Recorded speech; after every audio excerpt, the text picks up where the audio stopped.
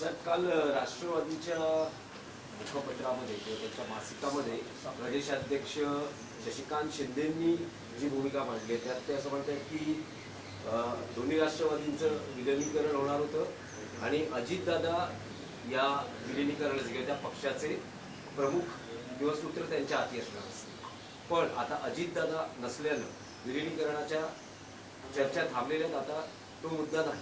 Sir, त्याला जोडून अदृश्य शक्तींमुळे अजितदादांना वेगळं व्हावं लागलं होतं असं देखील त्यांनी दावा केला. हे बघा, तुम्ही वारंवार हे प्रश्न चुकीच्या पक्षांना विचारताय. राष्ट्रवादी काँग्रेसमधल्या अंतर्गत घडामोडीशी काँग्रेस शिवसेना यांचा काय संबंध आहे? फार तर भाजपचा असू शकतो, कारण भाजपा या सगळ्या राजकारणाचे सूत्र हलवतं. अदृश्य शक्ती, अदृश्य हात हे भाजपकडनंच येत असतं. त्याच्यामुळे राष्ट्रवादी काँग्रेसचं विलिनीकरण होणार की नाही, विलिनीकरणावरती नंतर कोण अध्यक्ष होणार, हे त्यांचे प्रश्न आहेत, ते त्यांचे विषय आहेत. त्याच्यावरती आम्ही का बोलावं? सुप्रियाताई सुळे बोलू शकतील किंवा त्यांच्या पक्षाचे जयंतराव पाटील बोलतील, अजित पवारांच्या पक्षाचे नेते बोलतील, नरहर झिरवळ बोलतील, झिरवळ बोलू शकतील त्याच्यावरती. पण सुनेत्रा पवार यांनी मुंबईला येण्यापूर्वी, शपथविधीला येण्यापूर्वी पवार साहेबांना फोन केला होता आशीर्वाद घेण्यासाठी वगैरे. रिस्पॉन्स मिळाला नाही, त्यामुळे ते इकडे आल्या आणि पवार साहेबांनी दुसऱ्या दिवशी पत्रकार नाही, पण मी कसं काय तुम्हाला सांगू याच्यावर? पक्ष कोणाचा आहे? अजित पवार आणि शरद पवारांचा आहे ना. आम्ही का बोलावं आणि कशाकरता बोलावं आणि त्यातून महाराष्ट्राला काय मिळणार आहे, जनतेला काय मिळणार आहे? काही मिळणार नाही. एप्रिल महिन्यामध्ये राज्यसभेच्या अनेक जागा सर आता रिकामी होत आहेत. जर गणितं बघितली तर महाविकास आघाडीतले तुम्ही जे 3 पक्ष आहात, एखादीच जागा येऊ शकते. काँग्रेस आणि शिवसेनेचं काय मत आहे? शरद पवार पुन्हा राज्यसभेवर यावेत का? शरद पवारांना हा प्रश्न आपण का विचारला नाही? बघा, शरद पवार हे एक धुरंधर राजकारणी आहेत, संसदपटू आहे. 3 पक्ष मिळून एक जागा जाईल आणि 3ही पक्षांचे लोक निवृत्त होत आहेत. राष्ट्रवादी काँग्रेसतर्फे शरद पवार आणि फौजिया खान निवृत्त होत आहेत. काँग्रेसकडून रजनीताई पाटील निवृत्त होत आहेत. शिवसेनेकडून प्रियांका चतुर्वेदी निवृत्त होत आहेत. आम्ही 3 पक्ष एकत्र बसू आणि निर्णय घेऊ. मध्यंतरी माझी शरद पवार साहेबांशी चर्चा झाली. त्यांना मी या विषयावरती त्यांचं मत विचारलं, तेव्हा त्यांनी मला सांगितलं की मी राज्यसभेसाठी ही निवडणूक पुन्हा लढवणार आहे, हे त्यांनी मला सांगितलं. आता या 3 पक्षामध्ये चर्चा होईल. शरद पवार हे ज्येष्ठ नेते आहेत, 60 वर्षापेक्षा जास्त काळ त्यांना संसदीय कार्याचा अनुभव आहे. त्याच्यामुळे जर शरद पवार साहेबांनी ही भूमिका व्यक्त केली आहे आणि ही भूमिका त्यांनी काँग्रेसलाही सांगितलेली आहे, त्याच्यामुळे आता महाविकास आघाडीमध्ये या विषयावर चर्चा होईल. कधी तुम्ही एकत्र बैठक घेऊ शकता या सगळ्या संदर्भात? तुम्ही असं म्हणतात की मध्यंतरी चर्चा झाली, पण अलीकडच्या ज्या सगळ्या राजकीय घटना, विशेषतः अजित पवारांचं अपघाती निधन आणि त्यानंतर राष्ट्रवादी विलिनीकरणाची चर्चा, आताही शरद पवारांचं हे मत आहे का? नाही, जर 2 पक्षाचं विलिनीकरण झालं तुम्ही म्हणताय त्याप्रमाणे, तर पाहावं लागेल. मग निर्णय, मग त्यानंतर भूमिका बदलू शकतात. विलिनीकरण झालं, पण मला विलिनीकरण होईल असं वाटत नाही. झालं तर आनंद आहे. शरद पवारांना 45-50 मतं ही त्यांची स्वतःची होतील. कदाचित त्या काय निर्णय होतील 2 विलिनीकरण झाल्यावर नेत्यांचे मी सांगू शकत नाही. पण महाविकास आघाडीकडे आत्ता या क्षणी एक उमेदवार पाठवण्याइतकी संख्याबळ आहे. नाही, पण राऊत साहेब, तुम्ही म्हणालात की शरद पवारांची इच्छा आहे राज्यसभेवर परत येण्याची, तुमच्याशी जी चर्चा झाली, आणि आता समजा जर विलिनीकरण झालं तर मग काही सांगता येत नाही. यात अर्थ काय नेमका आहे? हा अर्थ तुम्ही सुनेत्राताई पवार, ज्या अजित पवार गटाच्या उपमुख्यमंत्री आहेत, त्यानंतर सुप्रियाताई सुळे आणि शरद पवार साहेबांशी या विषयावर तुम्ही प्रश्नोत्तरं केली पाहिजेत. मी इतकंच सांगेन की या क्षणी महाविकास आघाडीचा एक उमेदवार निवडून जाईल एवढं संख्याबळ आमच्याकडे आहे. 49 ते 50 एवढं संख्याबळावरती आम्ही एक उमेदवार आमचा जाऊ शकतो, तिघांचा विलीनीकरण मिळून. जर झालं नाही तर काँग्रेस आणि शिवसेना पाठिंबा देणार का पवारांना? पण विलीनीकरण होणार आहे का? तुमच्याकडे काय पक्की माहिती आहे का? तुम्ही सांगा, मग मी उत्तर देतो की विलीनीकरण होणार आहे किंवा होणार नाही, यानुसार माझं उत्तर असेल. प्रफुल्ल पटेल अनौपचारिक गप्पांमध्ये म्हटलेत की विलिनीकरण होणार नाही. अनौपचारिक गप्पांना काय अर्थ नसतो. अनौपचारिक गप्पांना काय अर्थ नसतो. प्रफुल्ल पटेल काय म्हणतात त्याच्यावरती महाराष्ट्र देशाचं राजकारण चालत नाही, बरं का. तो त्यांच्या प्रफुल्ल पटेल जे बोलतात हा त्यांच्या पक्षाचा निर्णय आहे किंवा शरद पवारांचा निर्णय असेल. आणि ज्या ते प्रफुल्ल पटेल बोलतात त्या ते अमित शहाची इच्छा आहे की विलिनीकरण होऊ नये. नाही, पण रावसाहेब तुम्ही म्हणालात की दोन राष्ट्रवादीच्या विलिनीकरणाशी आमचा काही संबंध नाही, काँग्रेसचा काही नाही संबंध, पण फार तर भाजपला तुम्ही हे विचारू शकता. तर एनसीपी अजित पवार गटातलेच मंत्री हसन मुश्रीफ असं म्हणाले की आम्हाला म्हणजे दादांची शरद पवारांशी चर्चा सुरू होती, पण आता दादा नाही आहेत, त्यामुळे आता आम्हाला भाजपशी याविषयी चर्चा करावी लागेल. मी काय म्हणतोय, भाजप हा अदृश्य हात आहे किंवा अदृश्य शक्ती आहे, हे जे मी वारंवार सांगतो आहे. आणि जे म्हटलं की अमित शहाच्या इच्छेनुसार होणार. प्रफुल्ल पटेल जेव्हा बोलत आहेत तेव्हा अमित शहा महाराष्ट्राविषयी बोलत आहेत. यापुढे त्यांच्या पक्षाची संपूर्ण सूत्र अजित पवारांनंतर ही अमित शहाकडे, फडणवीसाकडे सुद्धा नाही, अमित शहाकडे आहे. हे माझ्या इतकं खात्रीनं कोणी सांगू शकत नाही. भविष्यामध्ये या पक्षाचं काय होईल, हा पक्ष मर्ज होईल का भाजपात, विलिनीकरण झालं त्या पक्षाचं भाजपबरोबर विलिनीकरण होईल, हे तुम्हाला मी सांगतो. नाही, भाजप बरोबर विलिनीकरण म्हणजे कसं, म्हणजे भाजपमध्ये त्यांचे सगळे नेते भाजपत प्रवेश करतात? नक्कीच. आणि एकनाथ शिंदेचे सुद्धा, जसं युनायटेड स्टेट ऑफ अमेरिका आहे तसं युनायटेड नेशन ऑफ भाजपा होणार. काल तटकरे म्हणाले की अजून विलिनीकरणाचा प्रस्ताव आलेला नाही, आला तर आम्ही विचारतो. बघा, अजित पवारांनंतर त्यांच्या पक्षाला 10 तोंड फुटलेली आहेत. अजित पवार हा एक खांबी तंबू होता, तो तंबू कोसळलेला आहे.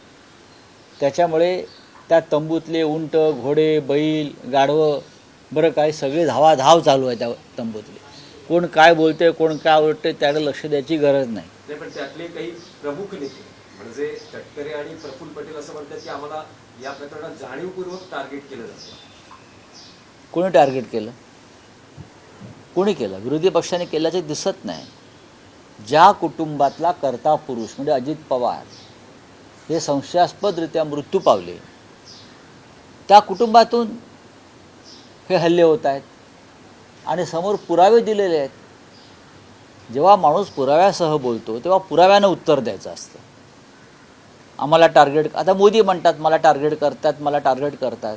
देशाचे 12 वर्ष प्रधानमंत्री आहेत, तुम्हाला कोण टार्गेट करेल?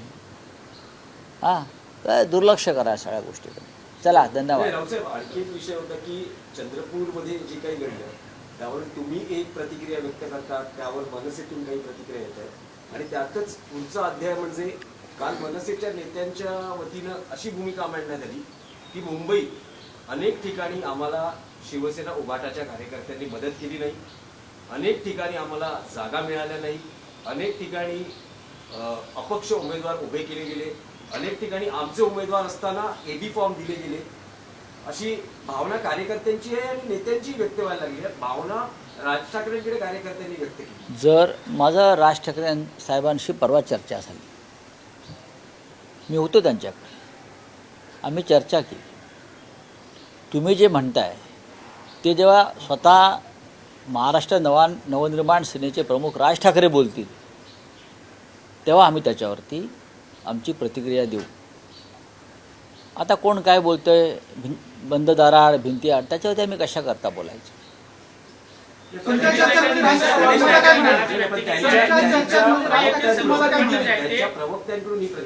एक लक्षात घ्या, महाराष्ट्र नवनिर्माण सेना आणि शिवसेना यांची युती घट्ट आहे. कोणी काही बोललं तरी त्या युतीमध्ये काय मिठाचा खडा पडणार नाही.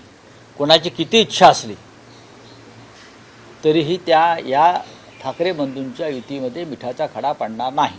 मुंबईच्या महापौरांच्या मुद्द्याला प्राधान्य घालण्याचा देत आहे. प्रयत्न सुरू आहे असं गणेश नाईकांनी सांगितलेलं आहे.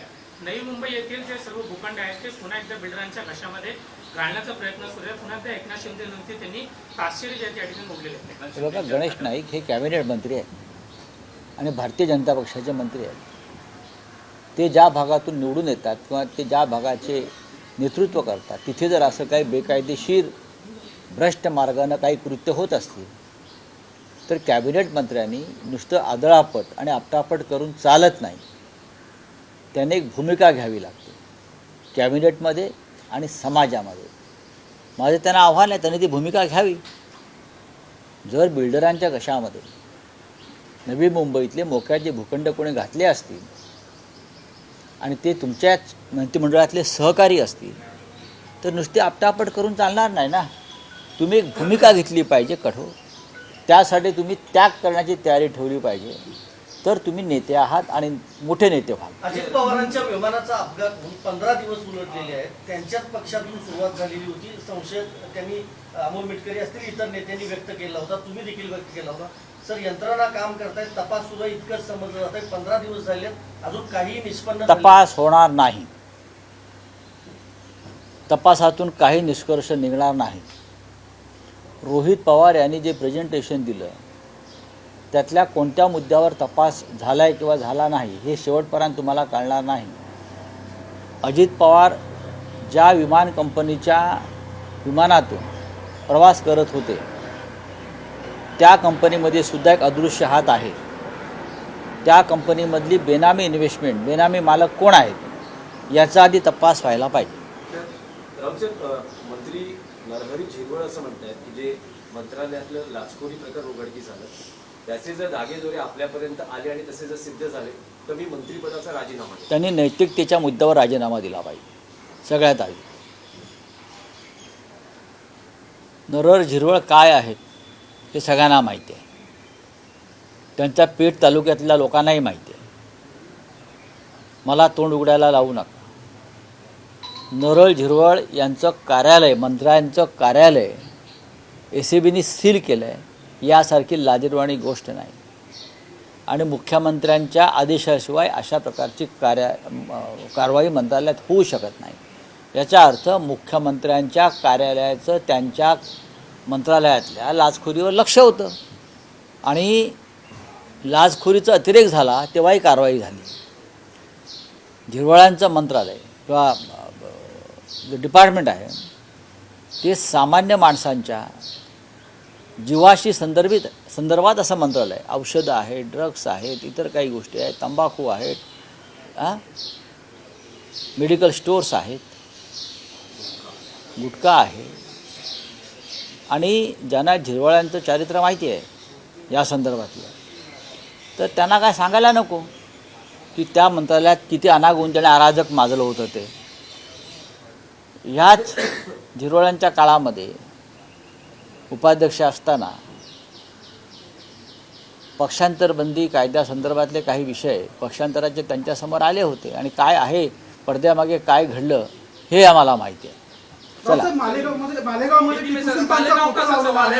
का सवाल है डेप्यूटी जो उप महापौर है उनके ऑफिस में टीपू सुल्तान का फोटो लगा है और कहा गया है शाने हिंद. त्यावरून वाद सुरू झाला.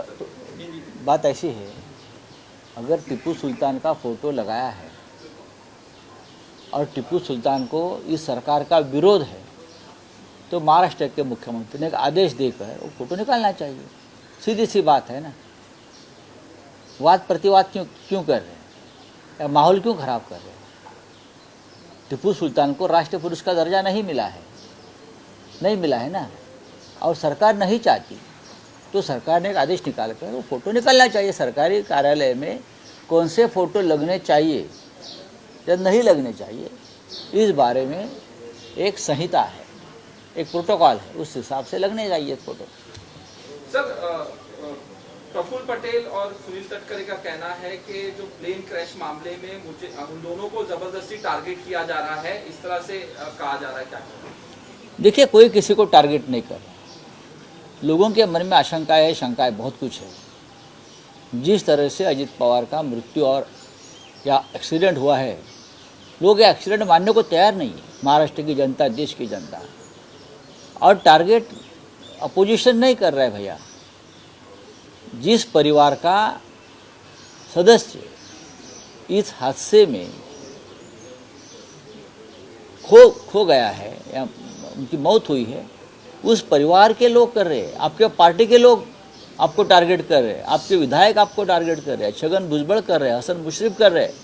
आप उनसे पूछिए, आप ये रोना धोना बंद कर दीजिए। सर, विलीनीकरण को लेके अनौपचारिक बातचीत में प्रफुल्ल पटेल ने कहा कि ये मर्जर नहीं होगा दोनों एनसीपी का। देखिए, अगर प्रफुल्ल पटेल बोलते हैं तो ये अमित शाह की इच्छा है, किसी भी हालत में दो परिवार एक नहीं होने चाहिए, यह अमित शाह की इच्छा है, इतना मैं कह सकता हूँ।